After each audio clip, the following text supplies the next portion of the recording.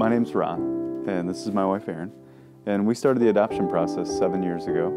We went through a tumultuous process of ups and downs, challenges that came up over and over, and we're matched with a beautiful boy from Korea. We really thought we would have maybe 2 or 3 biologically and then adopt towards the end, but it turned out God had other plans, and when our biological son was 2, I just felt such a strong impression to begin the adoption process. From the very beginning, we got some advice from someone that told us, when you start this process, you can expect there to be issues that are going to pop up and delays along the way. For me, one of the ones that looked like a roadblock was when our agency called us, and the president of the agency called us, and I knew that was something significant then. And they called to tell us that they were shutting down their program for Korea. We were years into the process at this point, still no match of a child, and they were shutting down their program, and it was devastating. They said, well, we know this other organization, we've worked with them a lot, we're going to set you up, and we just thought, what? How, you know, there just seemed like something that was insurmountable for us. There was no next step that we could see. And then we got set up with our next agency, and we kept plugging along. A lot of international adoptions, you have to travel multiple times, or you have to travel and stay.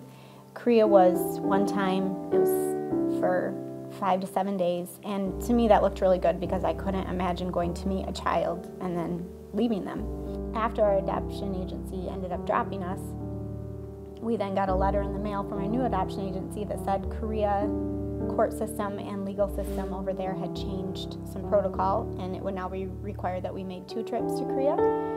So just so much of our mindset had to be shifted. I knew I would go meet this child that before I ever even met him, I knew I loved him. And then I knew once I would get a picture of him and learn more about him, I would fall even more in love with him. And then to know that I would have to travel, meet him, and then leave him was so hard on a mom, as I had already had a child who I loved so much, to meet this child, and then he doesn't know who we are, and then to leave him. So that was just something that I thought, can I do this? Can I go through this? Can I meet this child and leave him? I really didn't know if it was something my heart could take. Things started to turn around because we got a referral, and an adoption language that is a child. It's a match, it's the paperwork, it's all the information. And I was at the zoo with our older son and missed a phone call from our adoption agency and called it back, and they had called us so many times that it wasn't in my mind to think, well, this is the call. I just thought something's wrong with paperwork, something else has gone wrong. So I wasn't even thinking to be excited,